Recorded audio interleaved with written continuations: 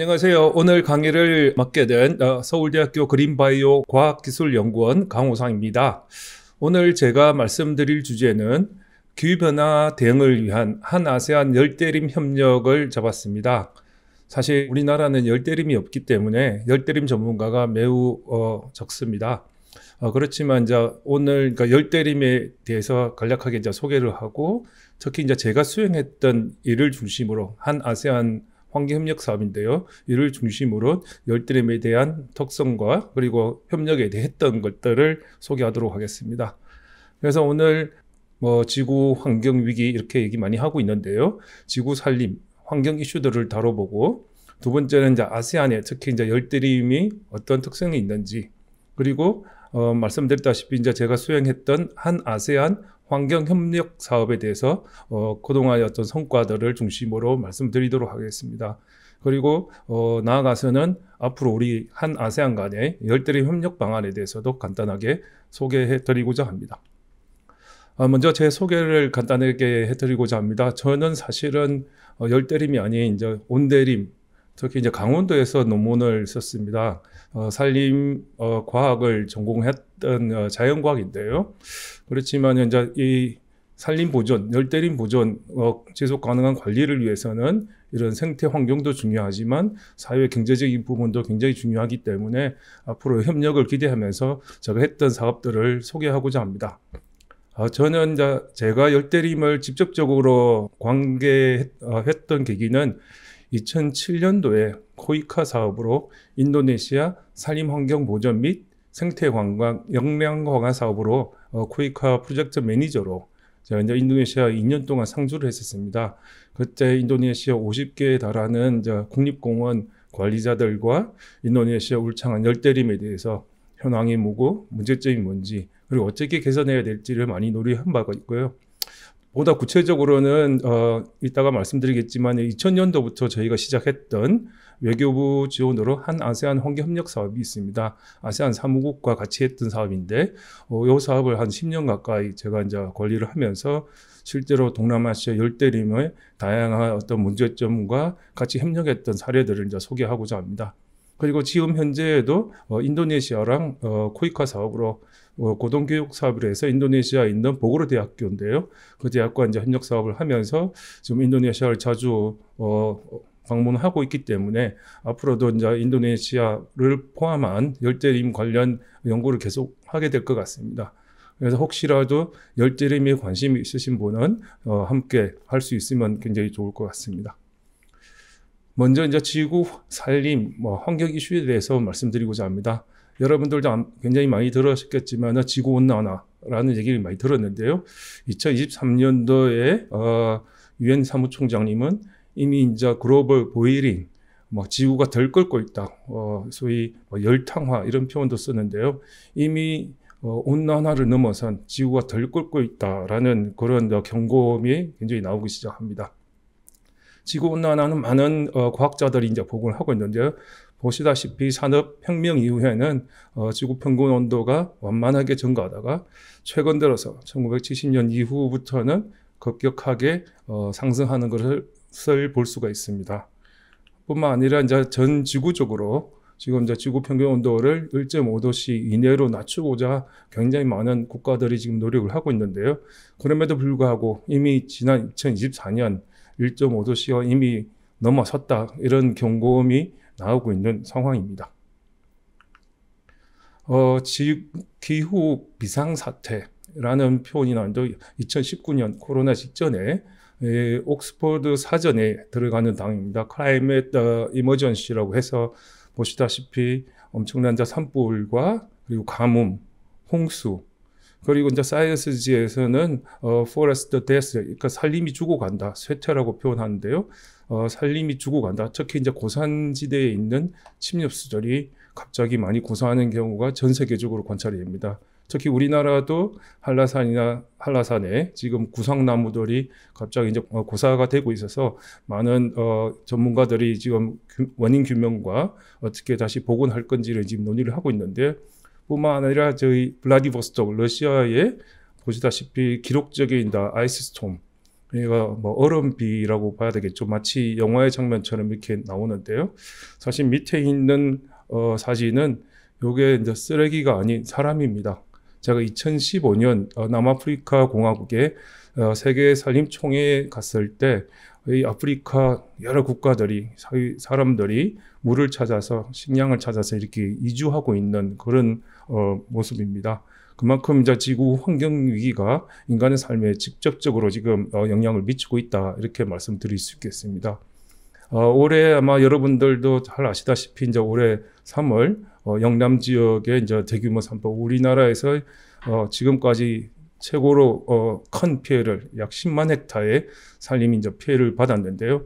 이미 이제 기상폭탄이라는 표현으로 나올 정도로 보시다시피 이제 오른쪽에 캐나다 같은 경우는 거의 뭐 1,300만 헥타, 1,400만 헥타에 달합니다. 산림 산불 피해 면적이. 우리 남한 면적이 1,000만 헥타인데 상상하세요. 우리 남한보다도 더 큰 면적이 지금 다 산불 피해를 받고 있고요.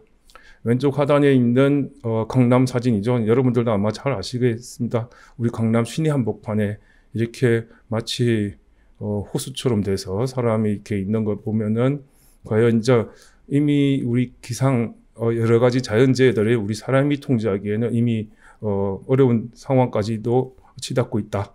특히 이제 아래 사진은 파키스탄 사진인데요.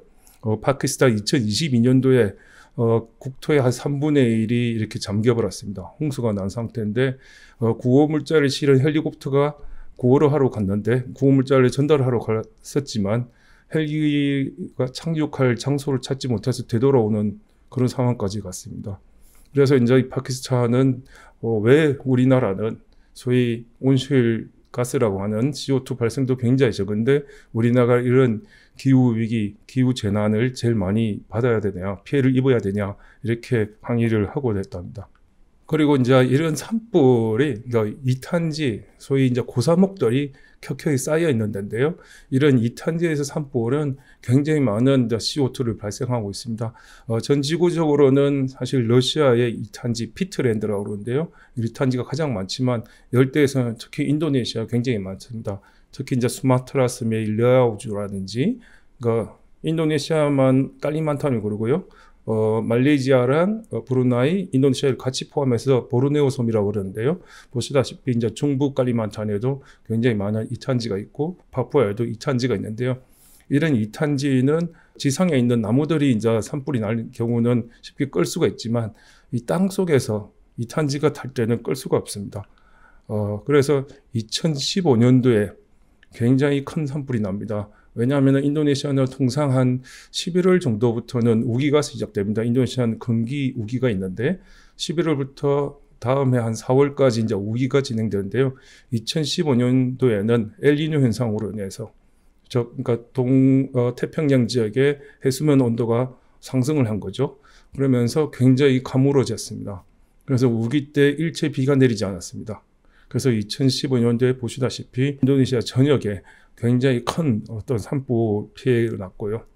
이처럼 온실가스가 많이 발생이 돼서 특히 이제 대기가 더 뜨거워지고 건조해지면은 산불이 점점 더 대형화되고 더 큰 면적의 불이 나면 다시 이 CO2, 즉 이산화탄소 발생이 더 높아지고 이것이 다시 이제 기후를 통해서 뭐 더 건조해지는 이런 악순환이 앞으로도 계속 될 것으로 우려가 됩니다. 우리나라도 올해 이제 굉장히 큰 산불 피해를 받았지만 전 세계적으로 이러한 어떤 산불, 건조 피해 이런 것 가뭄 피해가 앞으로 더욱더 심해질 것으로 예측되고 있습니다. 요거는 이제 이탄지는 인도네시아 아까 말씀드렸지만 굉장히 큰 이탄지가 있는데요. 왼쪽은 이제 아카시아 망기움. 여기는 이제 열대림이 진짜 아카시아입니다. 우리나라에 있는 아카시아라고 부르는 것은 로비니아, 슈도 아카시아라고 해서 로비니아 수종이고, 인도네시아 그러니까 조림 대부분 이제 아카시아 망기움을 많이 심는데요. 이처럼 이제 이탄지를 개간을 해서 우리가 조림을 하고 천연님 모습을 볼 수가 있는데요.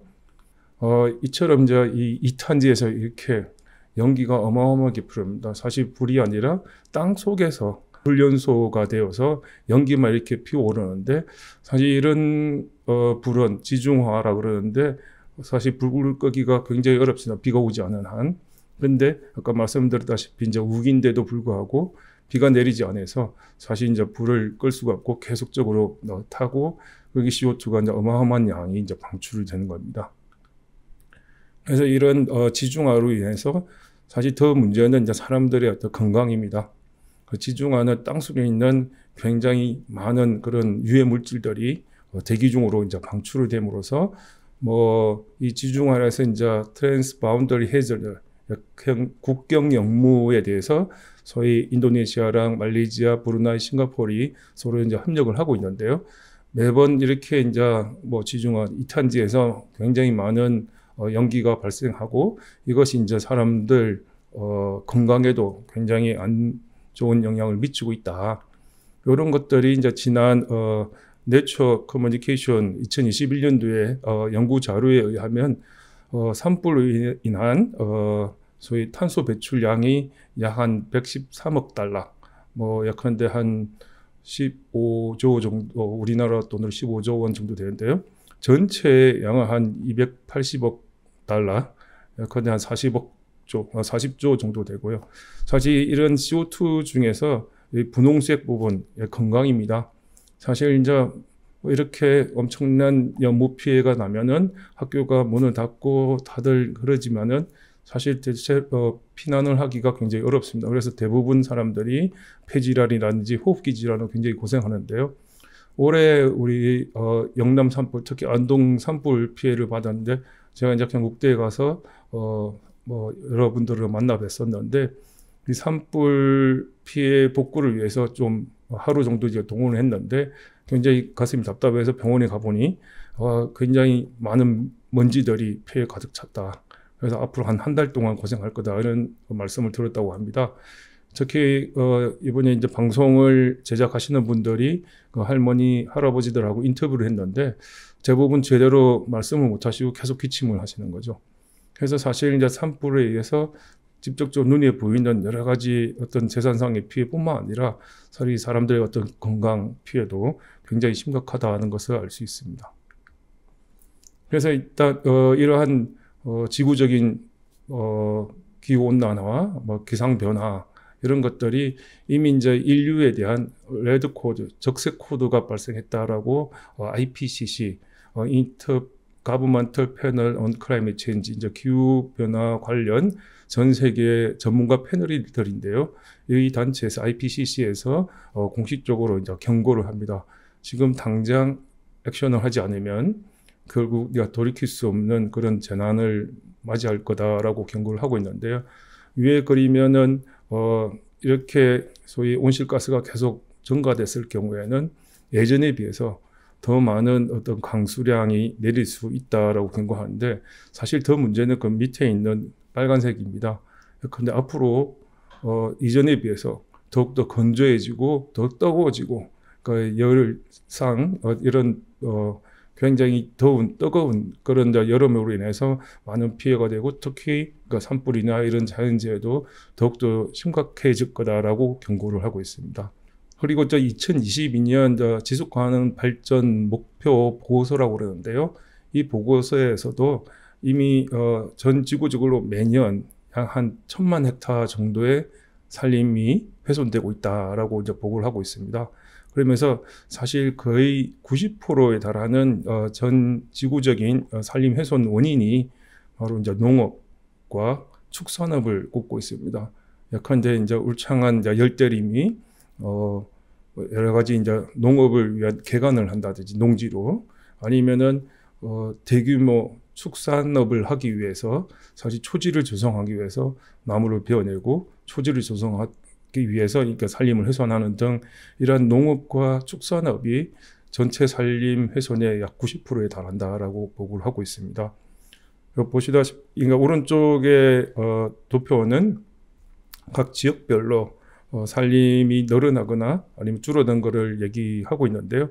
사실 아시아 지역은 예컨대 중국을 비롯해서 베트남이나 몇몇 나라에서 굉장히 국가적으로 많은 조림 사업을 하고 있기 때문에 산림이 일부 늘어났는데 특히 사하라 사막 이남 아프리카와 그리고 라틴 아메리카 지역은 여전히 굉장히 많은 산림 훼손이 일어나고 있다라고 할 수 있겠습니다. 지난 1990년부터 2020년까지 전 세계 산림 면적이 약 1억 7천만 헥타가 감소했다라고 하고 있습니다. 이 사진은 인도네시아의 소위 팜오일 조림지를 조성하기 위해서 조림지를 만들고 지금 일부 어린 오일팜 나무를 심은 건데, 사실 이렇게 이제 열대 우림 지역을 팜 농장을 경영하기 위해서 마치 이제 면도날처럼 깨끗하게 숲을 이제 벌채를 한 걸 볼 수가 있습니다. 현재 인도네시아는 전 세계에서 가장 많은 팜을 재배를 하고 있습니다. 약 한 1,700만 헥타, 우리나라 면적보다 거의 2배에 가까운 면적을 팜 농장으로 조성을 했습니다. 그래서 이러한 것들 이제는 이제 더 이상 천연임은 벌채를 할 수 없다라고 엄격하게 법적으로 이제 막고는 있지만, 이미 기존에 굉장히 많은 천연임이 이미 이제 이런 농장으로 변했기 때문에 산림 훼손이 굉장히 심했다라고 말씀드릴 수 있겠습니다. 그리고 IPCC 기후변화 보고 2023년도에서 각 연도별로 이제 온도를 표시를 했는데요. 이전에 태어나신 분들은 그나마 덜 뜨거운 환경에 살았지만, 이제 태어나는 2000년도부터 태어나는 우리 미래 세대들은 굉장히 뜨거울 때 태어나고 앞으로도 굉장히 죄송하지만 더 뜨거워지는 그런 기상 조건에서 살 수밖에 없는 상황입니다. 그래서 저는 이제 기후 위기다 아니면은 이 기후 변화에 대해서 행동하는 사람들은 바로 우리 미래 세대, 우리 청소년이나 젊은 사람들이 더욱더 관심을 가지고 본인들의 미래에 대해서 좀 더 주인 의식을 가지고 활동을 해야 되지 않을까 그렇게 생각을 하고 있습니다. 이에 대한 또 책임은 우리 기존 기성세대들이 지구가 이렇게 뜨거워진 것에 대한 어떤 책임감, 소위 이제 선진국들도 마찬가지고 그런 어떤 책임을 지고 보다 더 온도를 낮추기 위한 다양한 노력을 경주해야 될 것 같습니다. 이 IPCC 보고에서는 그렇다면 이제 이런 소위 지구 온난화와 열탕화를 막기 위해서, 기후변화 대응하기 위해서는 어떠한 해결책이 있느냐에서 총 10가지 해결책을 제시한 바가 있습니다. 2023년도에 예컨대 이제 석탄, 특히 CO2 발생의 주 원인이 되는 석탄 발전을 중단하자. 그리고 이제 청정에 대신에 태양광이라든지 풍력, 소위 재생에너지를 더 활성화할 필요가 있고, 특히 나무는 이제 지속 가능한 자원이기 때문에 나무를 심고 가꾸고 하는 거를 목조 주택을 많이 조성을 함으로써 CO2, 대기 중의 CO2를 이 나무에다가 저장을 하는 거죠. 그러면서 대기 중의 CO2 농도를 줄일 수 있다. 그리고 플라스틱이나 금속, 시멘트, 콘크리트 같은 에너지가 굉장히 많이 소요되는 그런 것들을 사용을 줄이자. 그리고 전기 에너지를 더 많이 쓰고 대중교통을 활용하고, 그리고 인도네시아는 이미 이제 아까 말씀드렸지만 팜유를 가지고 이제 여러 가지 항공유라든지 차량에 연료로 사용하고 있는데요. 이러한 이제 재생에너지 사용을 더 늘리자 했고요. 이 중에 이제 특히 제가 이제 강조하고 싶은 것은 산림 훼손을 방지하고, 특히 이제 이미 훼손된 생태계 홈페이지를 복원을 해야 된다가 소위 이제 10가지 중요 목표 중에 들어가 있습니다. 그 외에 음식물 쓰레기가 굉장히 많이 나오는 이런 것들을 저감하거나, 육식보다는 아까 말씀드렸다시피 이제 축산이 산림 훼손에 굉장히 중요한 그거라고 그랬지 않습니까? 원인이 돼 있는데 육식보다는 이제 채식을 더 장려를 하고 있습니다. 사실 그럼에도 불구하고 전 지구적으로 굉장히 생태계가 많이 훼손을 되고 있어요. 그렇다 보니까 유엔에서는 유엔이 지속가능한 발전 목표 17개, 예컨대 빈곤 퇴치라든지 식량 안보라든지 여러 가지 양질의 일자리 등등의 여러 가지 이제 지속 가능한 발전 목표가 있음에도 불구하고 생태계가 계속 훼손되고 황폐돼서는 이러한 지속 가능한 발전 목표 달성이 어렵다라고 해서 2021년부터 2030년 동안, 그러니까 10년간 유엔 차원에서 생태계 복원 10년 계획을 이제 발표를 합니다.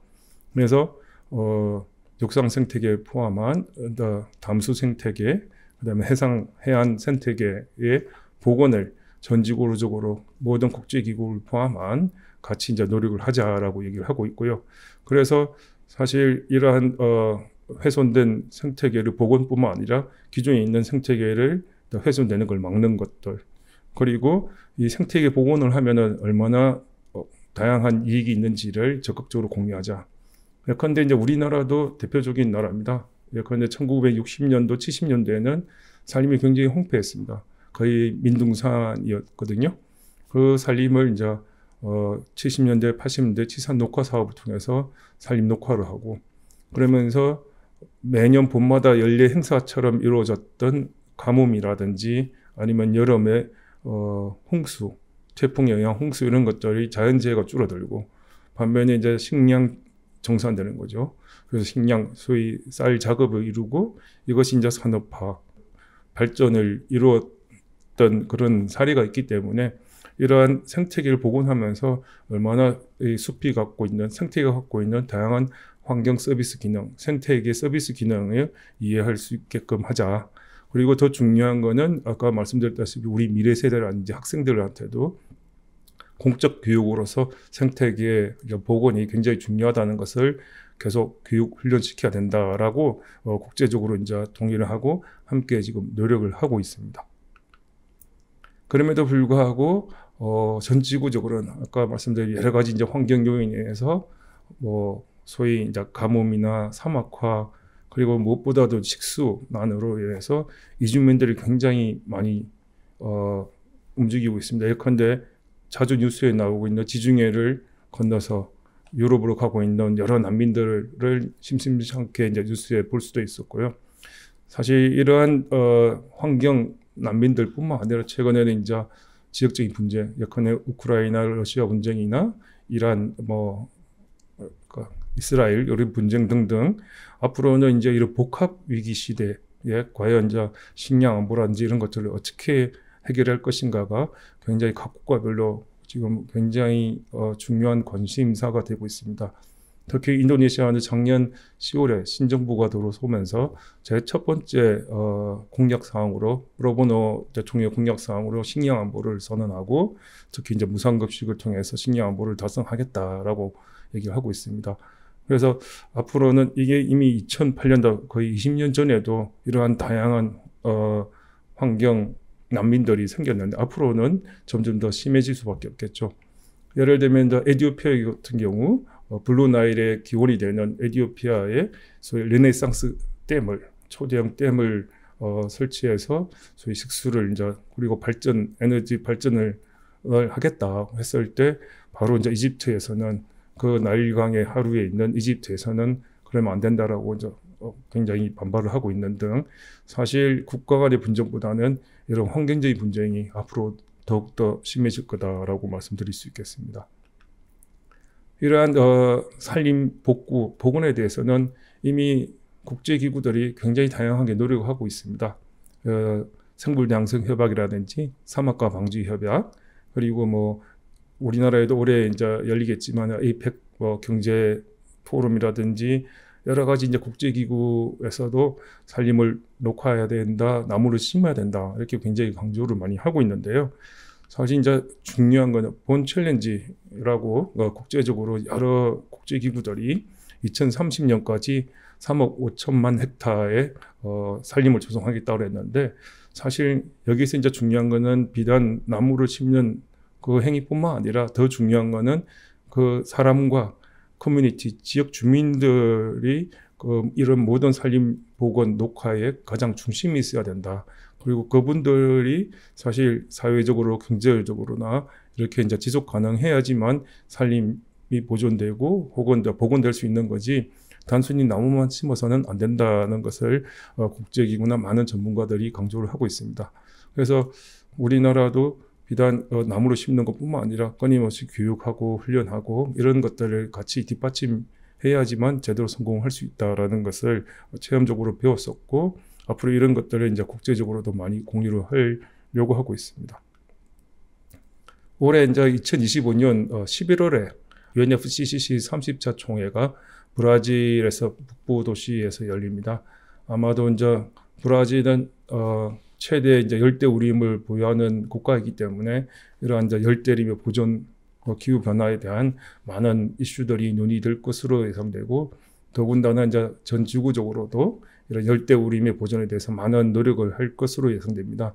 우리나라도 사실 이제는 이제 선진국으로서 국제사회에 기여할 수 있는 다양한 방법을 마련해야 될 것으로 생각됩니다. 두 번째 주제는 동남아시아의 이제 열대림에 대해서 간략하게 말씀드리도록 하겠습니다. 동남아의 브루나이에 있는 소레아 숲인데요. 열대우림은 세계적으로 총 한 3군데 가장 많다고 얘기를 하고 있습니다. 첫 번째가 좀 전에 말씀드렸던 브라질 지역의 이제 아마존 지역이 이제 가장 크고요. 두 번째는 이제 아프리카의 콩고 분지 지역, DR 콩고를 비롯한 그 주변 국가들이고요. 세 번째가 바로 이제 동남아시아 지역입니다. 그래서 전 세계 산림 면적은 육지 면적의 한 31%를 차지한 41억 헥타 정도가 되고요. 열대림이 가장 많고, 그다음에 한대림, 러시아를 포함한 캐나다 한대림, 온대림, 그리고 알대림 순으로 되는데요. 한대림은 러시아와 캐나다가 합치면 약 90%를 차지합니다. 그래서 이런 한대림이고요. 그리고 러시아가 이제 전 세계 산림 한 23%를 차지하는데요. 러시아, 브라질, 캐나다, 미국, 중국을 포함하면은 이미 세계 산림의 전반 이상이 됩니다. 54% 가까이 되고요. 그 외에 이제 호주, DR 콩고, 인도네시아, 페루, 인도를 포함한 거의 전 세계 산림의 한 3분의 1을 75% 가까이 차지한다고 보시면 될 것 같습니다. 요거는 이제 열대림인데요. 뭐 다들 아시겠지만은 열대림 그러면은 뭐 지구의 허파 이런 얘기들도 많이 하고, 특히 이제 생물 다양성의 보고 이런 표현들도 많이 들어보셨을 것으로 생각됩니다. 그러니까 전체 생물 종의 한 75%를 포함하고 있고요. 비록 이제 지구 표면적의 약 7%밖에 되지 않지만 생물 종의 한 50% 이상이 이제 서식하는 생물 자원의 이제 보고가 되겠습니다. 여기 청이적으로도 이제 굉장히 다양한데요. 특히 이제 이머전 트리라고 해서 톡 튀어나온 나무들이 있습니다. 약 한 50m 되는 꼭대기부터 여러 가지 이제 청이들이 있는데요. 이런 꼭대기에 있는 나무들은 어떻게 보면 기후가 변하거나 이런 데서 굉장히 민감하게 반응을 할 수 있어서 사실 여기에 대한 조사가 예전에 많이 안 됐다고 그래서 최근 들어서 이제 생태학자들이나 많은 곤충학자들이 캐노피, 수관 꼭대기까지 밧줄을 타고 올라가서 여러 가지 곤충과 개화기와 곤충의 화분 관계 등등의 기후변화에 따른 다양한 어떤 생태적인 특성들을 연구를 하고 있고요. 사실 이렇게 열대림에서는 굉장히 큰 나무들이 많은데 여기는 이제 필리핀입니다. 저희가 사실 숲에서 연구를 하려면은 나무의 가슴 높이 지름을 줄자를 재야 되는데, 지금 보시다시피 거의 이제 버트리스로 합니다. 열대림 같은 경우는 딥테로카르푸스 종류의 나무들은 날개처럼 이렇게 넓적하게 있습니다. 그래서 가슴 높이 지름 여기서 잴 수가 없고 저 위에 사람처럼 올라가서 지름을 재야 되는데 사실 굉장히 어렵죠. 거기에는 다 덩굴도 있고 여러 가지 나무들, 뭐 이끼류 등등이 있기 때문에 사실 나무 하나의 크기 재는 것만 해도 굉장히 어려운 그런 일입니다. 여기는 이제 인도네시아 보고로 섬인데요. 보고로 식물원입니다. 굉장히 큰 나무들 있죠. 옛날에는 이제 인도네시아 이런 굉장히 큰 나무들이 굉장히 다양한 열대우림이었다고 보시면 될 것 같고, 혹시라도 이제 직접적으로 열대우림을 가기 힘들다면 이 보고로 식물원에 와서 직접 이제 볼 수 있는 계기가 될 것 같습니다. 사실 여기서도 이제 좀 빨간 선이 있는 지점이 저희가 이제 조사를 해야 되는 지점인데, 소위 지름을 조사를 해야 되는데 굉장히 어렵겠죠. 사실 그래서 열대림은 아직도 많이 밝혀지지 않는 거의 미지의 세계, 많은 연구를 하고 있음에도 불구하고 굉장히 다양한 그런 생물들에 대한 아직 연구가 제대로 이루어지지 않고 있기 때문에 더 많은 연구들이 진행되어야 될 것으로 생각됩니다. 두 번째는 이제 아마 여러분들도 많이 들어보셨을 것 같습니다. 맹그로브 숲입니다. 맹그로브 숲이 관심을 갖게 된 것은 2004년도 12월 26일 날 아체 지역에서 쓰나미, 진도 9.23에 달하는 초대형 지진에 의한 쓰나미로 인해서 그 당시 아체, 반다 아체 지역의 사람들이 약 한 25만 명이 희생됐던 굉장히 큰 재난이 일어났습니다. 그 이후에 이런 초대형 쓰나미, 높이가 한 13m의 쓰나미가 덮쳤다고 그러더라고요. 그게 왔을 때 어떻게 하면은 거주지라든지 도시를 보호할 수 있느냐 했는데, 그때 이제 관심을 두게 된 게 바로 이 망그로브 숲입니다. 망그로브는 주로 이제 아열대 지역에 납니다. 우리나라는 트루 망그로브, 진짜의 망그로브 나무는 없습니다. 그래서 이제 특히 해수하고 담수가 혼합되어 있는 바닷물과 민물이 혼합되어 있는 곳에 섭지에 주로 많이 납니다. 그래서 진짜 망그로브든 다양한 어떤 생리적인 특징들이 있습니다. 예를 들면은 해수가 오르면은 그런 소금기를 이제 배출하는 그런 기작이 있고요. 그리고 이제 종자가 떨어질 때도 이미 이제 뿌리가 달려가지고 떨어지자마자 바로 이제 자랄 수 있게끔 그렇게 하는 기작들도 있고, 그런데 해수에서 이제 버틸 수 있는 그런 특징들이 있습니다. 이런 망그로브를 통해서 예전에는 사실 그냥 숲이었구나 그랬는데, 지금 이제 망그로브의 다양한 어떤 생태적 기능에 대해서 관심을 많이 가지고 있습니다. 예컨대 생물 다양성 보조, 조그만 치어들이 망그로브 뿌리 사이사이에서 보호되고 커서 이제 나간다든지, 이런 망그로브 숲을 이용한 다양한 생태 관광 프로그램, 지역 주민들과 같이 하는 그런 생태 관광 프로그램 등등이 되고요.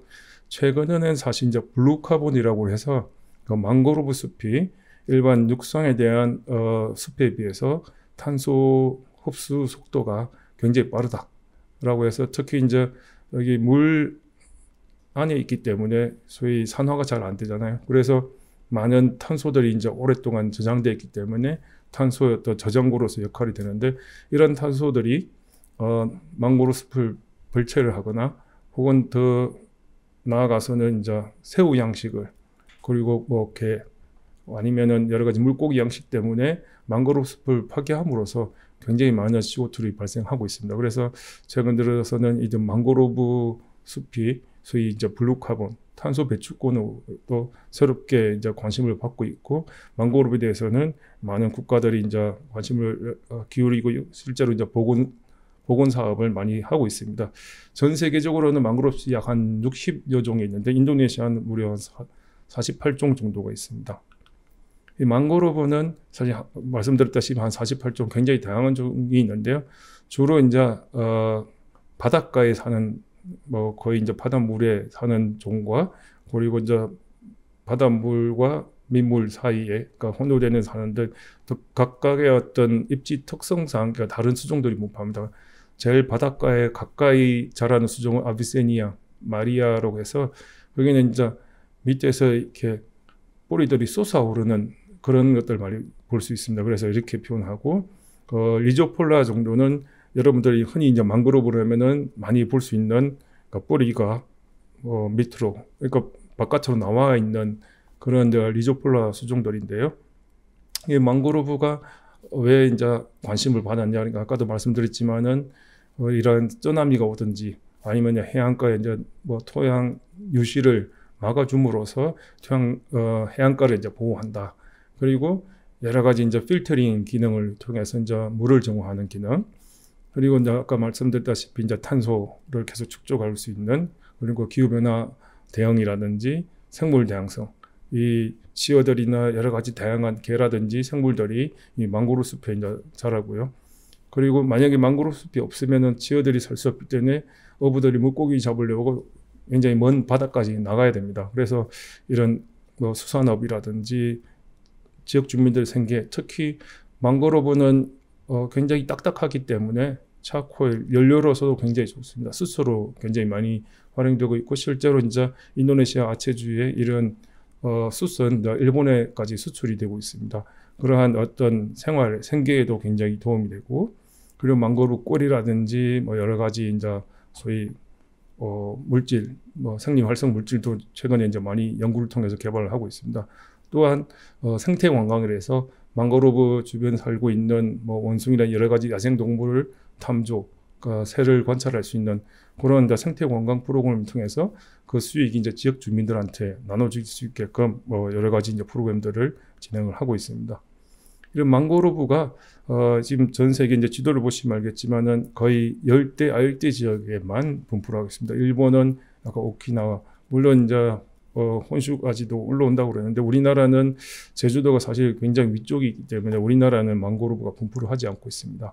중국도 하이난 섬이라는 데 있고 그 중에서 이제 보시다시피 이제 인도네시아가 망그로브를 가장 많이 전 세계에 한 1,450만 헥타, 우리 남한 면적의 한 1.5배 정도의 망그로브 면적이 있고요. 그래서 이제 인도네시아나 브라질, 호주, 멕시코 등이 이제 주요 망그로브 분포지라고 할 수 있겠습니다. 인도네시아는 이제 전 세계 망그로브 중에 약 한 24%인데 340만 헥타 정도의 망그로브를 가지고 있고요. 최근 들어서는 굉장히 아까도 말씀드렸지만 새우 양식, 그리고 이제 뭐 해안선 개발이나 특히 이제 팜 오일 농장 개발을 해서 망그로브가 많이 훼손이 됐습니다. 그래서 1985년부터 2019년까지 한 43만 헥타 정도가 감소됐는데요. 그중에 현재까지도 한 33% 정도가 훼손된 상태이기 때문에 이러한 망그로브의 복원을 위해서 굉장히 많은 노력을 기울이고 있습니다. 망그로브는 그 수종 자체가 굉장히 이제 생태지 특징이 있기 때문에 어디에 심어야 될지, 그리고 이제 적절한 입지들, 예컨대 저희가 이제 아체 지역에 쓰나미 피해를 받고 나서 바로 이제 망고를 심었는데 많이 실패를 했습니다. 왜냐하면은 쓰나미가 오고 나서 표토가 다 유실이 돼버리거든요. 그 안반이 드러나고 제대로 이제 조림을 할 수 있는 적지를 찾지 못해가지고 조림을 못한 경우도 있었고, 아까 말씀드렸다시피 이제 수종별로도 각각의 이제 생체적 특징이 다르기 때문에 그러한 연구들이 이제 이제는 좀 받침이 돼서 제가 가봤더니 많은 이제 NGO 단체나 연구단체, 대학교 이렇게 협업을 해서 망고로브 복원 사업을 많이 하고 있었습니다. 사실 우리나라도 제가 이제 인도네시아 2007년도에 갔었는데요. 2006년도에 이미 이제 쿠이카 긴급 복구 사업으로 아체, 반다체 지역에 망고로브 복구 사업을 했었는데, 뭐 안타깝게도 그때 당시에는 사실 우리나라 망고로브가 있지도 않고 망고로브 전문가도 없는 상황에서 이거 뭐 긴급 복구를 해서 이제 그저 심는 데다가 초점을 맞췄는데 그렇게 성공적이지는 못했다, 그렇게 평가를 했다고 합니다. 그래서 앞으로는 지역 주민들하고 그리고 여러 가지 이해 당사자들과 함께 망고로브 복원 사업을 다시 해서 좀 더 대표적인 이제 망고로브 복원 그런 사업들도 많이 발굴되었으면 좋겠습니다. 망고로브가 이제 여러 가지 훼손 원인, 좀 전에 아까 말씀드렸다시피 그 양식업을 하면서 망고로브가 굉장히 많이 훼손됩니다. 위에 사진은 이제 스리랑카 작년 12월에 갔었는데 그 방치된 망고로브 숲입니다. 왜냐하면 이제 새우 양식을 해서 처음에는 새우는 굉장히 가격이 높거든요. 그래서 굉장히 많은 밀도의 새우를 양식을 하다 보니까 온도가 갑자기 올라가고 그러면서 새우가 바이러스 병에 걸려버려요. 그래서 한 2, 3년 양식을 하다가 새우가 다 폐사를 해버리면 죽어버리면 또 다른 이제 망고로브를 또 베고 양식장을 만들고 또 한 2, 3년 했다가 또 바이러스가 옮기면은 또 하고, 이런 굉장히 지금 많은 망고로브가 굉장히 급격하게 훼손되고 있는 상황입니다. 그뿐만 아니라 이제 각 나라별마다 여러 특징들이 다른데 미얀마 같은 경우는 그러니까 쌀 농사를 하기 위한 그런, 미얀마는 중간에 이제 건조 지역이 있고요.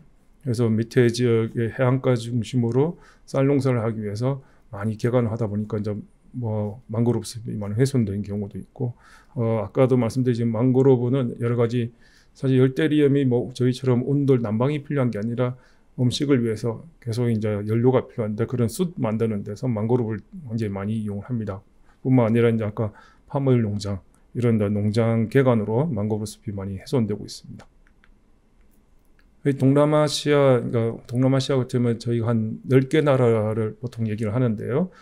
지구 표면의 3% 차지하고 있는데 전체 생물 종의 한 산림이라든지 정글, 강, 호수, 바닷가 등 해서 한 20%의 생물이 살고 있고, 특히 이제 산호초들이 약 전 지구의 한 30%. 그래서 이제 산호초 보존 트라이앵글로 해서 필리핀, 그다음에 인도네시아, 브루나이 이렇게 해가지고 그 지역에 이제 여러 가지 산호초 보존과 사업들을 많이 진행하고 있습니다.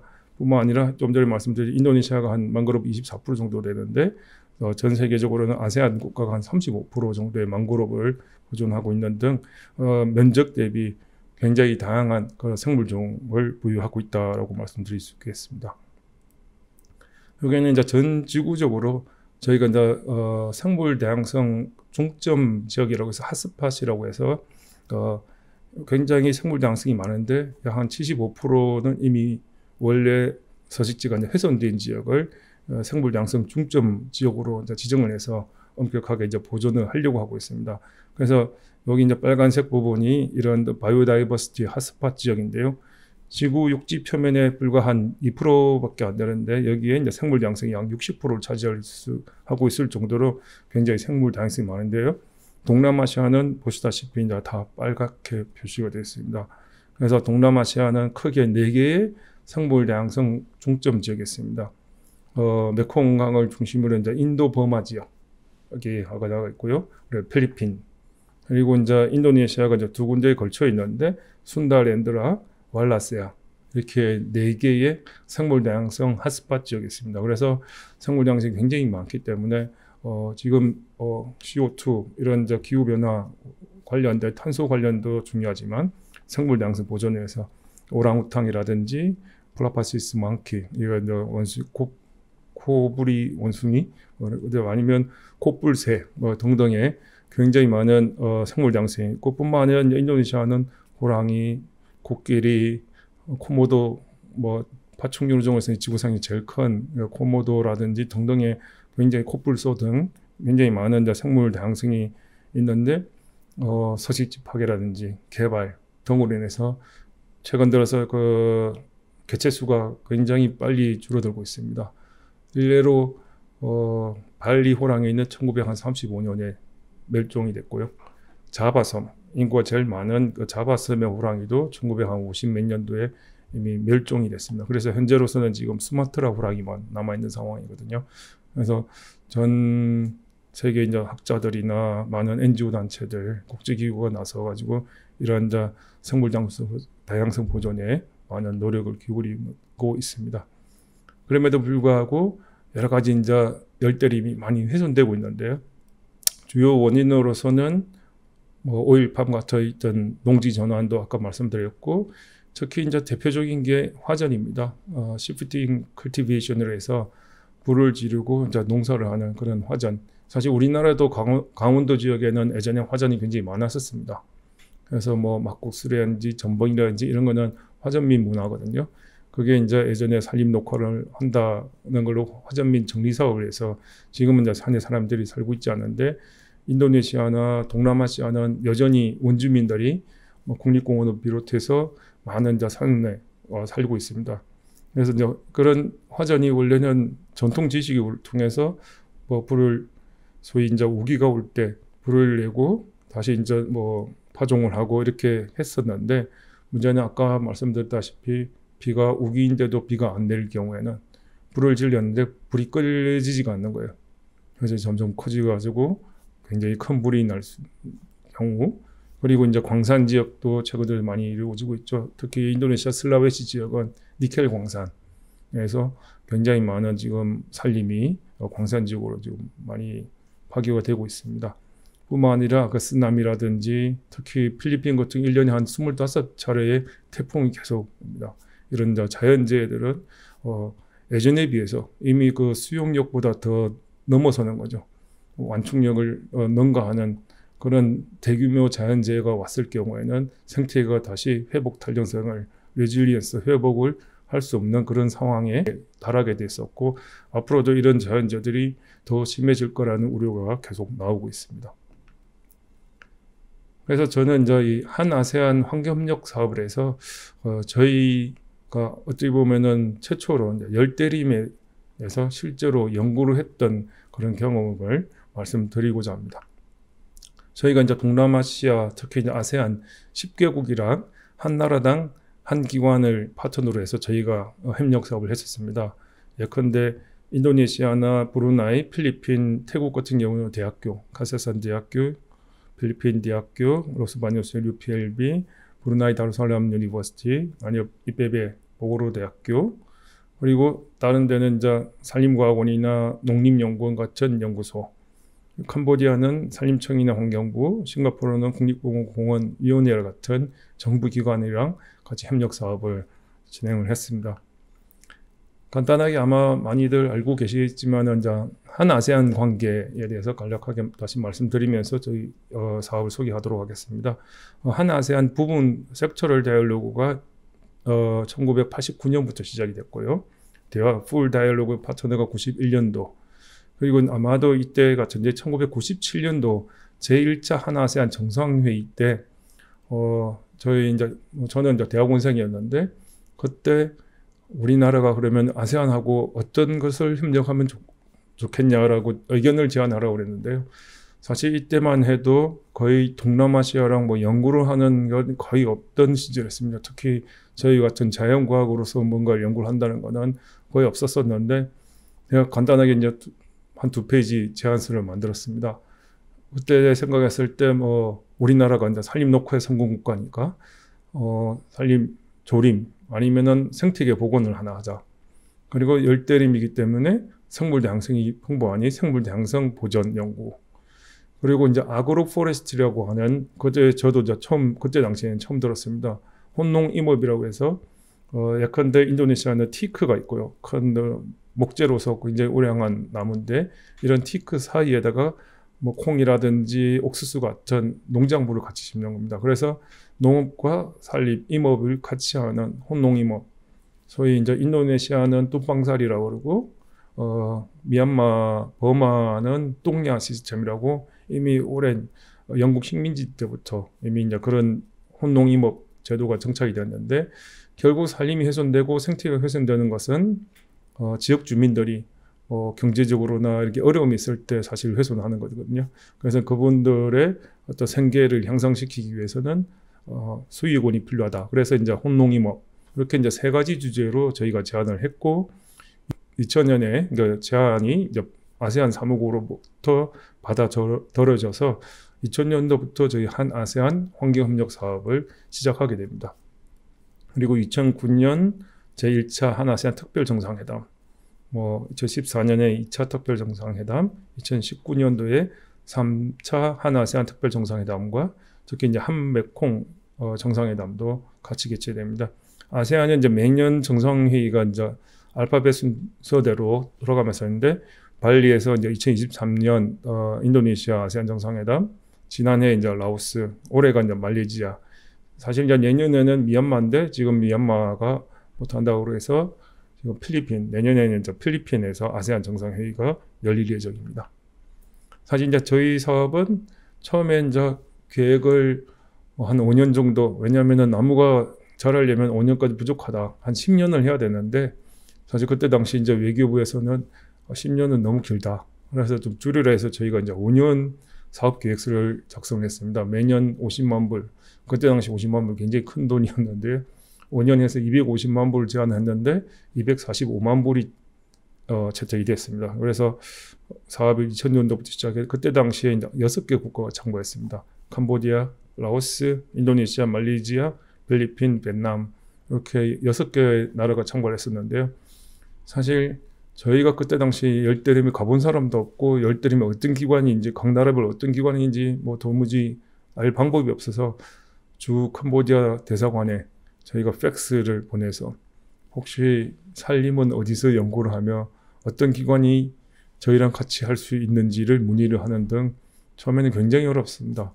뭐 하면은 갑자기 답변이 1주, 2주 동안 없으면은 전기가 나가서 뭐 답을 못했다는 등, 뭐 커뮤니케이션 자체가 거의 소통 자체가 안 됐었고요. 그럼에도 불구하고 이제 저희가 뭐 6개 국가로 참가했다가 태국하고 미얀마가 다시 참가해서 8개 국가로서 처음에는 이제 훼손된 동남아시아 열대림의 훼손된 산림 생태계 복원이라는 주제로 저희가 이제 사업을 시작을 합니다. 그러다가 아까 말씀드렸죠, 2004년도에 이제 아체 쓰나미가 나서는 아세안 사무국에서 오히려 이제 저희 쪽에 혹시 망그로브도 주제에 넣어달라라는 요청을 받습니다. 그래서 이제 그 위에는 육상 생태계뿐만 아니라 산림뿐만 아니라 망그로브 숲도 같이 이제 복원하는 그런 사업을 제안했었고요.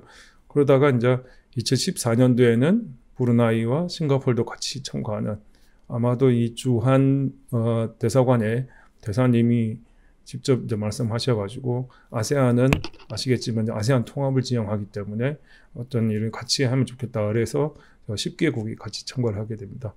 싱가포르는 물론 비록 도시 국가이긴 하지만 기후변화 이슈라든지 망그로브 이슈에 대해서는 적극적으로 참가를 했었고요.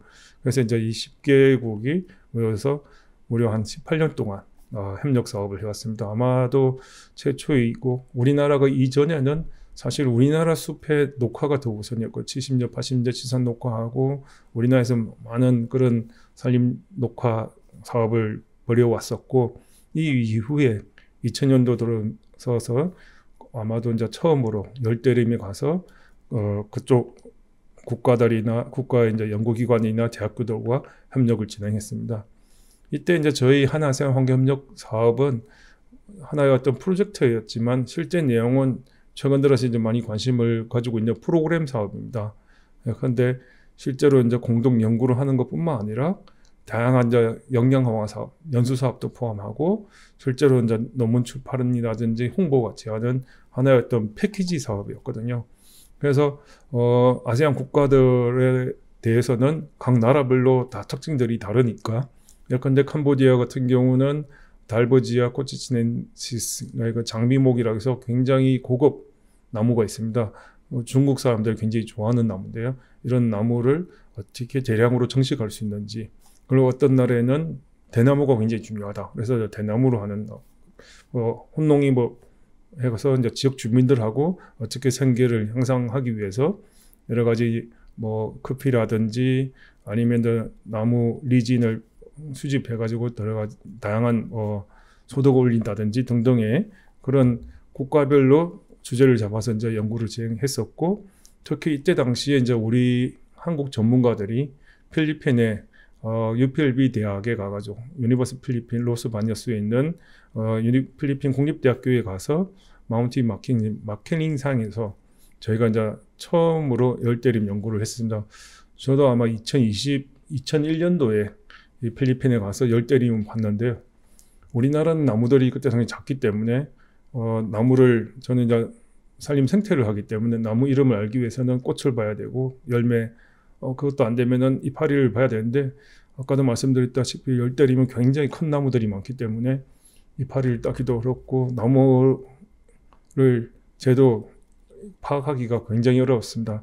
그리고 열대림은 우리나라처럼 산이 아니고 이제 평지인데, 조사하다가 어느 방향으로 가다가 갑자기 길을 잊어버리면 이게 동서남북이 헷갈려 버려가지고 밀림에서 길을 잃기 십상이고, 뱀이나 여러 가지 다양한 생물들도 많아서 사실 굉장히 연구하기 쉽지 않았는데도 불구하고 저희가 이제 거기서 연구해서 석사, 박사 받았던 분들이 지금 여러 국가기관에도 근무하고 연구소, 국제기구도 이제 일을 하고 있는데요.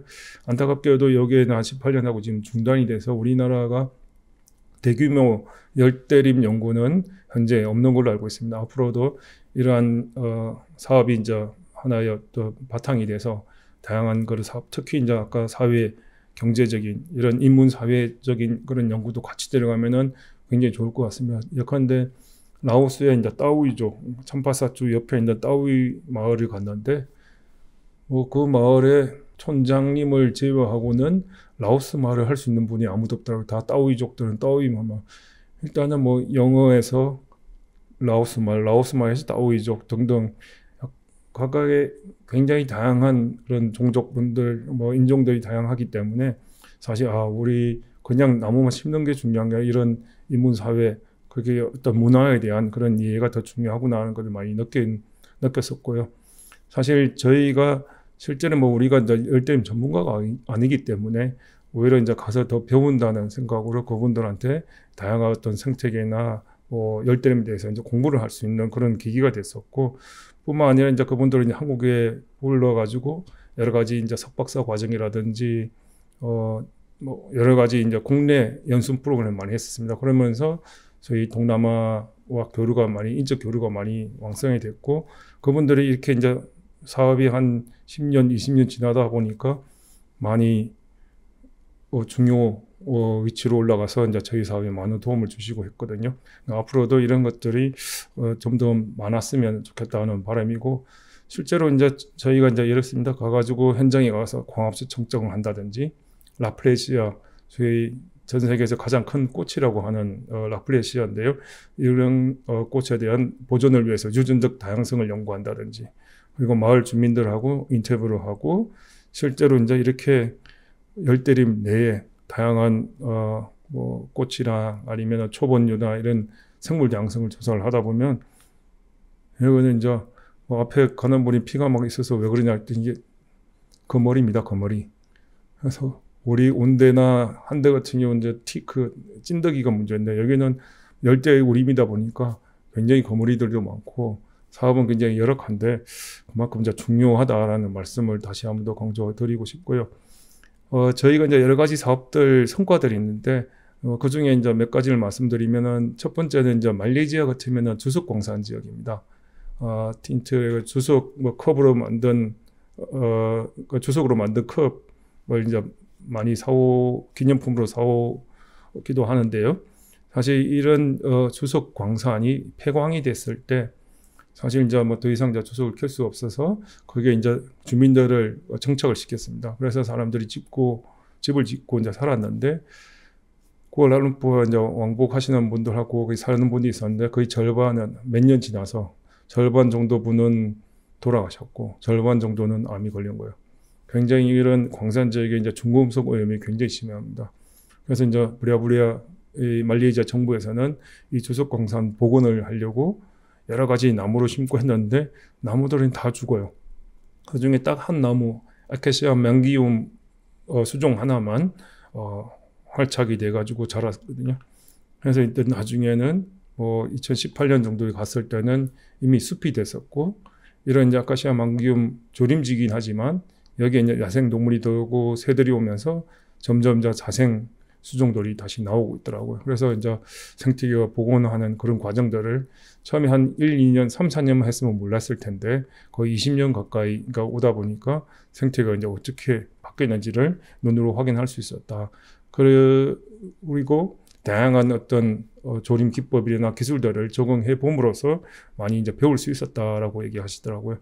두 번째는 이제 이렇게 이제 벌채를 많이 해버리면 열대림 같은 경우는 우리나라도 마찬가지지만은 풀이 굉장히 크게 자랍니다. 2m, 3m로. 그래서 사실 이제 벌채지에서 다시 나무 조림을 하기가 굉장히 어렵습니다. 나무를 천연갱신도 더 어렵고, 이런 지역에 이제 저희가 하나 이제 대상지를 선정을 해서 여러 가지 나무를 심고, 보시다시피 이 직사각형 바깥에는 아카시아 망기로 빨리 자라는 속성수고요. 안에 있는 나무들이 이제 원래 자성 수종이었는데, 이러한 조림 사업을 지역 주민들하고 같이 계속 논의를 해서 처음에는 이제 그분들이 심을 때마다 소득을 올릴 수 있는, 예컨대 버섯이라든지 여러 가지 과일 나무들, 약용식물 이런 것들을 이제 많이 도입을 해서 그분들이 이제 소득을 올리게 했고 적극적으로 이제 참여할 수 있게끔 유도를 했고요. 뿐만 아니라 이제 학생들, 특히 이제 학생들에 대한 교육을 굉장히 많이 했습니다. 그래서 주민들하고 같이 이런 이제 조림 사업을 해서 이제 성공적인 어떤 모델을 만들었다라는 것을 말씀드리고 싶고요. 그리고 이제 이거는 농생명과학 공동기기원이라고 해서 저희 그러니까 서울대학교 농업생명과학대학이 1992년 약 한 30년 전에 월드뱅크 세계은행의 이제 차관으로 공동 분석 센터를 만듭니다. 이런 센터를 만들었는데 지금은 이제 연구원들이 약 한 100명 가까이 되고 매출이 거의 100억 가까이 됩니다. 100억 이상 되는데 굉장히 이제 성공적인 모델이죠. 30년 동안에 장비를 가지고 이제 여러 가지 분석을 해서 많은 논문들이 나오고 다양한 이제 연구 성과를 냈거든요. 이런 것들을 직접 이제 동남아시아에 있는 연구자들, 공무원들을 불러서 저희가 이제 연수를 시켰습니다. 토양 수질 분석, 특히 수질은 이제 건강하고 직결되는 거니까 얼마나 수질이 나쁜지, 토양의 아까 조림이나 이런 거 하기 위해서는 토양 양분이나 이런 것들을 조사를 하고, 뿐만 아니라 이제 최근 들어서 뭐 이후에는 이제 DNA 분석, 그 식물의 유전체 다양성 이런 것들도 첨단 연구 장비를 활용할 수 있는 그런 연수를 저희가 진행을 했었고요.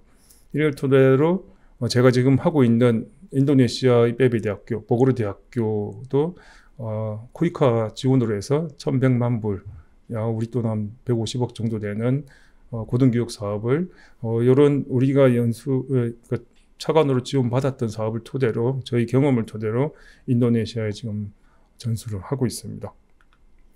뿐만 아니라 이제 저희 아케콥 사업이라고 하는데 한아세안 환경협력 사업은 한아세안 협력의 이제 플래그십 거의 사업으로서 사실 뭐 외교부뿐만 아니라 이제 정상회담의 정상선언문으로도 한아세안 환경협력 사업이 명시될 정도로 굉장히 지지를 받았습니다. 초기 한 10년까지는 저희가 뭐 이렇게 합시다 저렇게 합시다 굉장히 많이 요청을 들었는데 한 10년이 넘어가서부터는 아세안 국가들이 먼저 특히 아세안 사무국에서도 적극적으로 이제 저희 사업은 계속 해야 된다라고 했었고 안타깝게도 이게 이제 2020년 코로나 이후에 거의 이제 중단이 됐는데요. 앞으로는 이제 이 사업을 토대로 다양한 또 사업들이 다시 이제 발굴이 돼서 환경 분야 아니면 산림 분야, 기후 변화 분야 이런 쪽에서 사업들이 좀 진행이 됐으면 좋겠고요. 저희가 이제 이런 성과들을 저희 영상으로 만들어 가지고 많이 공유를 하고 있습니다. 그래서 혹시라도 기회가 되면은 영상으로 보시면은 좀 더 이해가 빠를 것 같습니다. 뿐만 아니라 저희가 이렇게 프로젝트 베이스로 5년, 3년, 1년 단위로 이렇게 사업을 하다가 이게 어떻게 하면 지속 가능하게 한아세안 간의 산림, 환경 분야 협력을 할 수 있을까를 고민을 하던 차에 저희 이제 국제기구 설립으로 이제 제안을 하게 됩니다. 그때 이제 정부 차원에서 이제 저탄소 녹색 성장 이런 것들이 어떻게 보면은 같이 매치가 돼서 우리나라 산림 녹화 성공 경험을 토대로 해서 동남아시아에 이제 전수를 한다 아니면 공유한다 이렇게 해서 저희가 아포코라고 그러는데요. 아시아 산림 협력기구가 지금 이제 여의도에 본부가 있는데 이런 이제 국제기구를 설립하는 기회가 됩니다. 그래서 사실 앞으로는 이제 좀 더 여기는 이제 국제기구로서 한아세안 간에 뿐만 아니라 여기는 아시아이기 때문에 한아세안은 처음에 이제 물론 이건희와 그 외에 이제 몽골, 중앙아시아, 뭐 부탄 등 아시아 국가 간의 산림 협력을 굉장히 많이 지원하고 있습니다. 그래서 저희가 2023년도에 약 한 20년간의 이제 협력을 토대로 전 세계 산림 총회, 그러니까 FAO가 주관하는 6년마다 열리는 세계 산림 총회 때 저희가 지금 기간에 협력했던 모두 성과들을 모아가지고 출판했습니다. QR 코드로 아마 다운로드 받으시면은 각 국가별로 어떠한 사업들을 했는지를 파악할 수가 있습니다. 뭐 이거는 그럴 토대로는 아닌데 저도 이제 동남아시아 뭐 전문가 중에 하나로서 그러니까 최후의 열대우림, 뭐 인도네시아 열대우림에 대해서 이제 소개하는 그런 계기가 됐었고요. 뿐만 아니라 요거는 이제 저희 국립수목원인데요.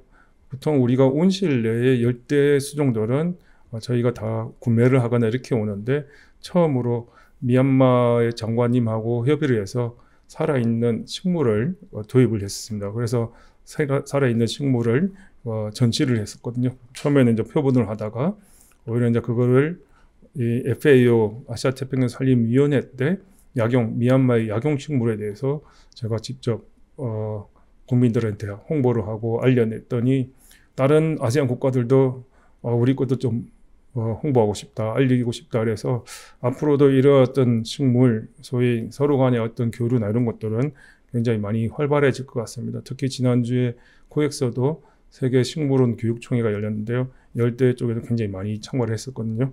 앞으로도 이런 환경협력 사업이 많이 됐으면 좋겠고요.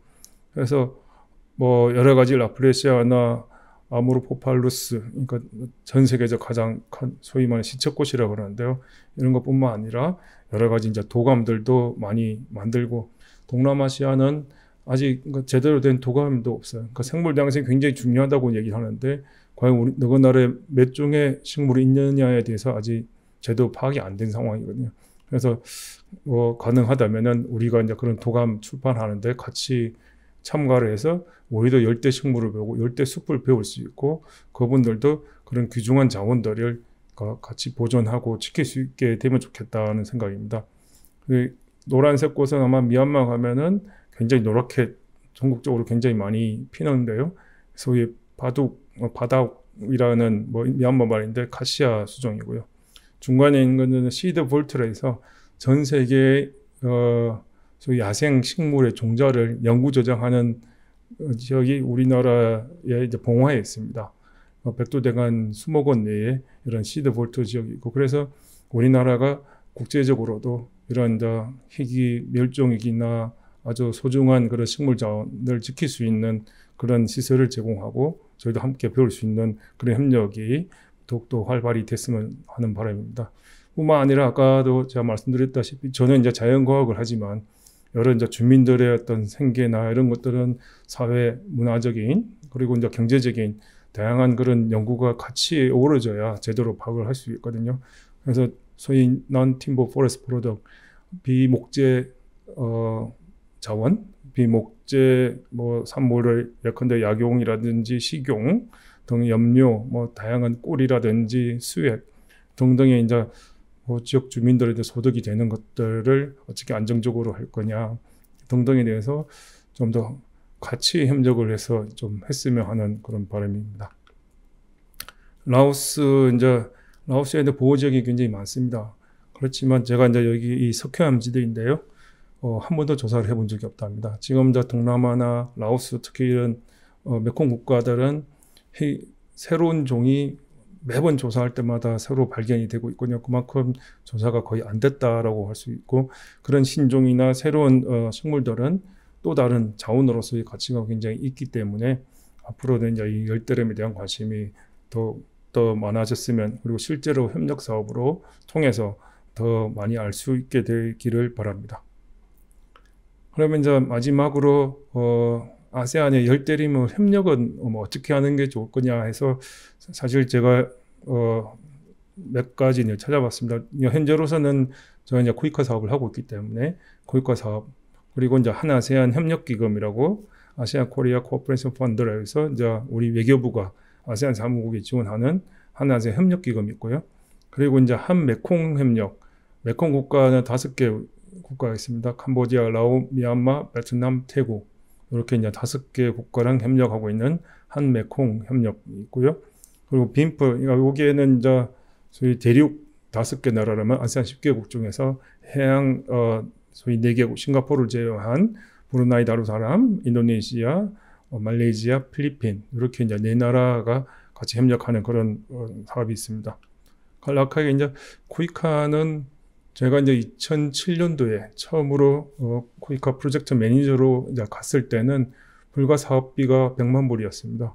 이제 지금 저희 사업이 인도네시아 버그르대학교 고등교육 사업이 1,100만 불이거든요. 10배나 뛰었고 앞으로도 이런 소위 개발 협력 사업, 코이카 사업이 더 확대될 겁니다. 최소 지금 프로젝트형은 1,000만 불 이상을 제안을 하고 있는데요. 그래서 이런 코이카 사업 중에 특히 이런 환경 사업이나 지역 주민들하고 산림하고 탄소, 생물 다양성 이런 것들 소위 자연 기반 내추럴 베이스 솔루션, 자연 기반 해법 등등의 사업들이 굉장히 유망한 바 이런 코이카를 통해서 이제 망그로브 사업이라든지 여러 가지 인도네시아에는 자이카가 발리에 망그로브 사업을 무려 13년인가 15년 동안 계속 진행을 하고 있습니다. 그래서 한번 하면은 프로그램 사업처럼 좀 더 장기적으로 이렇게 진행을 해서 다양한 성과들을 같이 낼 수 있으면 좋겠다 하는 생각입니다.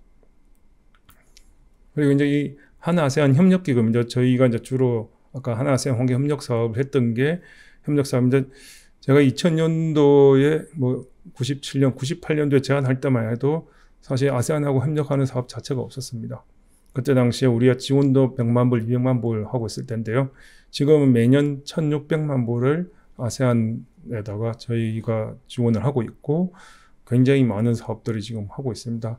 굉장히 고무적이고 아세안하고 많은 사업들이 늘어났다는 것에 대해서 굉장히 좋게 생각하고 있습니다. 앞으로도 이제 더 확대돼야 되겠죠. 그래서 이 한아세안 협력기금은 반면에 이제 한 국가뿐만 아니라 아세안 10개국은 아세안은 또 만장일치제입니다. 같이 공유를 해야 됩니다. 동의를 해야 됩니다. 그래서 굉장히 제안서도 잘 주제를 잘 선정해야 되고 특히 캄보디아, 라오스, 미얀마, 베트남 요 네 나라를 CLMV 국가라고 하는데요. 아세안이 통합이 되기 위해서는 여기 네 나라의 역량이 올라가야 이제 아세안 통합 Initiative for ASEAN Integration이라고 하는데요. 그걸 하기 위해서는 이 네 나라에 대해서 집중 지원을 많이 하고 있습니다. 특별히 거기에 좀 더 초점을 맞춰서 이 캄보디아, 라오스, 미얀마, 베트남을 어떻게 이제 역량 강화를 할 수 있는지 그런 사업들을 발굴하면은 좋을 것 같습니다. 그래서 이제 크게 뭐 건강 아무래도 이제 코로나 이후에는 건강에 대한 공공 의료 이런 쪽에 이제 중요하고 특히 이제 교육 훈련 부분들 우리나라는 옛날에 이제 뭐 기술 교육을 많이 했죠. 그리고 특히 MDG 같은 경우는 이제 소위 초등학교 가는 학생들이 많지 않았기 때문에 영유아 교육 이런 것들 많이 하다가 최근 들어서는 이제 고등교육도 이제 나오고 있고요. 특히 이제 문화 관광적인 부분들 아세안에서 굉장히 많은 인적 교류가 많이 활발하게 되고 있으니까 문화 관광 사업, 그다음에 경제 그리고 저희는 사실 산림 분야는 환경 쪽에는 많이 되고 있습니다. 특히 이제 말씀드렸다시피 기후변화 관련이라든지 적응 대응 그리고 이제 생물 다양성, 바이오다이버시티 이런 분야의 사업들을 만들면은 좋을 것 같습니다. 그리고 이제 한메콩 협력기금은 아까 한아세안 협력기금은 한 연간 1,600만 불 정도로 이제 저희가 지원하면서 그 중에 일부를 이제 저희가 이니시에이티브를 하든지 아니면 아세안 쪽에서 하고 있는데요. 한메콩 협력기금은 지금 메콩 인스티튜트라고 태국에 이제 본부가 있고요. 여기에서 이제 사업을 이제 발굴해서 이제 진행을 하고 있습니다. 1년에 한 500만 불 정도를 저희가 이제 메콩 국가들한테 지원을 하고 있는데 여기도 뭐 여러 가지 주제들이 있는데 특히 이제 환경 분야가 있기 때문에 이런 환경 분야 주제로 물론 이제 요즘은 다 주제 예컨대 뭐 농업, 식량, 안보 이런 것들도 같이 고려하게 하지만 그런 것들 통해서 메콩 국가와의 협력을 특별히 이제 도모하는 것도 방법이 될 것 같습니다. 그리고 아까 이제 빈프 국가, 해양 국가들 싱가포르를 제외한 브루나이, 인도네시아, 말레이시아, 필리핀 중에 특히 이제 동아세안 성장지대로 해서 필리핀 남부, 민다나오, 팔라완 지역하고 그다음에 이제 보르네오 섬 그리고 인도네시아는 이제 슬라웨시아, 말루쿠, 파푸아 지역 아무래도 좀 자바 섬에 비해서는 좀 낙후된 특히 수마트라나 자바에서 좀 낙후된 이 지역을 중심으로 1년에 지금 약 한 300만 불 정도 물론 명시되어 있지는 않지만 10만 불에서 50만 불 등등의 이제 사업들을 지원하고 있는데 여기도 이제 우리가 지역 전문가를 계속 양성해서 다양한 이제 그런 사업들을 진행을 하면 좋을 것 같습니다. 그리고 사실 이제 제 바람입니다. 우리나라에서 아직 이렇게 이제 열대림 전문가라 할 수 있는 저도 사실 가면서 아직도 여전히 많이 배우고 있는 상황이기 때문에 우리나라에서 좀 민간 전문 기관이 있어서 정부 기관이나 이런 데는 사람이 바뀔 때마다 바뀌는 게 아닌 여러 가지 각 나라별 특징이나 이런 것들을 좀 축적할 수 있는 그런 연구소를 만들면 좋겠다 해서 제가 이제 비영리 단체로서 아시아 산림 연구소라는 걸 만들었었습니다. 그래서 앞으로는 우리나라도 이런 전문가들이 특히 이제 망그로브라든 여러 가지 기후변화, 탄소 배출권 등등의 이제 전문가들이 양성이 되고 실제로 그러니까 사업들의 어떤 성과를 낼 수 있는 그런 전문가들을 많이 양성할 수 있는 기관들, 단체들이 있었으면 좋겠다. 우리 NGO 단체들도 최근 들어서는 많이 ODA 사업이나 해외 사업을 많이 하고 있는데요. 단순 어떤 지원 사업이 아니라 함께 공동 연구도 하고 협력을 통해서 여러 가지 성과를 내고 그것이 이제 비단 지역 국가뿐만 아니라 지구적인 규모까지도 이렇게 기여를 할 수 있는 그런 사업들이 많이 되었으면 하는 바람입니다. 아마 다보스 포럼이라고 그러죠. 그래서 다보스 포럼에서 앞으로 이제 글로벌 상위 지구적인 문제가 어떤 거냐 그랬는데 향후 10년간에 무려 이제 한 4번 처음 4개가 기후변화라든지 자연재해 생물 다양성 특히 이제 환경 주제가 굉장히 심각하다라고 얘기한 바가 있습니다. 그래서 앞으로 향후 10년간은 계속 이런 지구 환경 문제, 기후변화, 생물 다양성 그런 문제들이 여전히 이슈가 되고 될 것으로 예상되기 때문에 우리나라도 비단 이제 우리나라뿐만 아니라 이제는 이제 지구적인 규모로서 다양한 전문가들, 특히 이제 열대림은 지구의 허파 그리고 생물 양세 보고로서 굉장히 중요성이 막중한 바 더 많은 전문가들이 함께 할 수 있는 그런 계기가 되었으면 좋겠습니다. 그래서 우리가 비단 물론 지금도 아직 끝나지 않았지만 코로나 코비드-19이 극복하면 더 뒤에는 또 여러 가지 기후 변화라든지 생물 다양성 손실 이런 등등의 이제 큰 지구적인 문제들이 많이 대두할 텐데요. 이런 것들을 함께 극복해야 되고 저희 같은 이제 자연과학뿐만 아니라 사회과학, 인문과학, 여러 전문가들이 함께 할 수 있는 그런 계기가 많이 있었으면 좋겠습니다. 이상으로 오늘 강의 마치도록 하겠습니다. 감사합니다.